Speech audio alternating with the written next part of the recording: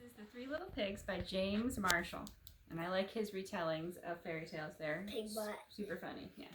Pig butt. The Three Little Pigs, retold and illustrated by James Marshall.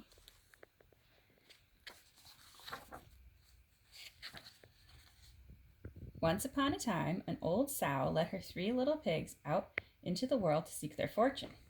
"Now be sure to write," she said, "and remember that I love you." The first little pig met a man with a load of straw. "I know," said the little pig. "I'll buy your straw and build a house." "That's not a good idea," said the man. "Mind your own business, thank you," said the little pig, and he bought the straw and set about building a house. It took him no time at all. Very soon a lean and hungry wolf happened by. Pig was just about his favorite food in the world, so he knocked on the door and said, little pig, let me come in." To which the little pig replied, "No, no, no, not by the hair of my chinny chin chin." This annoyed the wolf to no end, and he said, "Then I'll huff and I'll puff and I'll blow your house in." "Go right ahead," said the little pig. Ow. So the wolf huffed and he puffed and he blew the house in, and he gobbled up the little pig. Who blew the house down? The second little pig met a man with a load of sticks. "I've got it," said the little pig. "I'll buy those sticks and build a house." "I'd think twice about that," said the man. "Oh, pooh," said the little pig. "What would you know?" And he bought the sticks and went about building a house. "Very pretty," he said. No sooner had the little pig settled into his pretty house than the wolf happened by. He was still hungry, and he said, little pig, let me come in." To which the little pig replied, "No, no, no, not by the Chinny chin. hair of my chinny chin chin." The wolf didn't care for that at all, and he said, "I'll Puff, and I'll puff, and I'll blow your house down. ha ha ha," said the little pig. So the wolf huffed and puffed, and he blew the house in, and he gobbled up the little pig. Now the third little pig met a man with a load of bricks.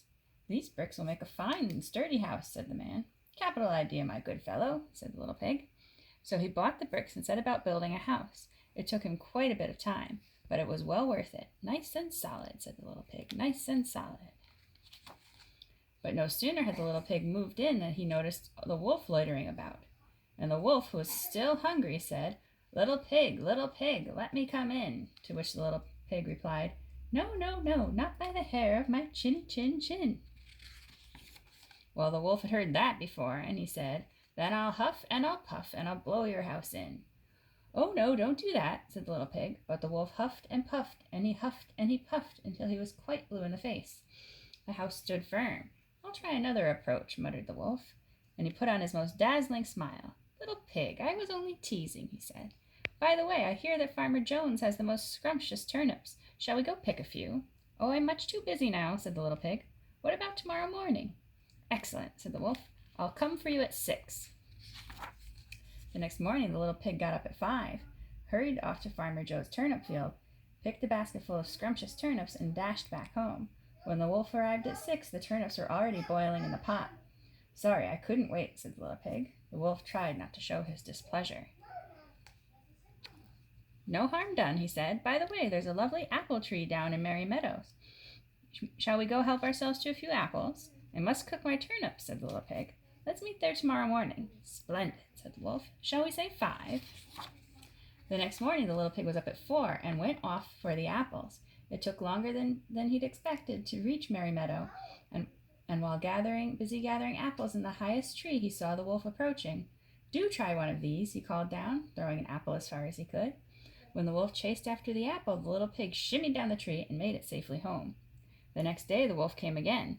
Really, he was quite put out. "There's a fair at Hog Hill," he said. "Would you care to go?" "Why don't we meet there?" said the little pig. "Would 3 o'clock suit you?" "Colossal," said the wolf. 3 it is.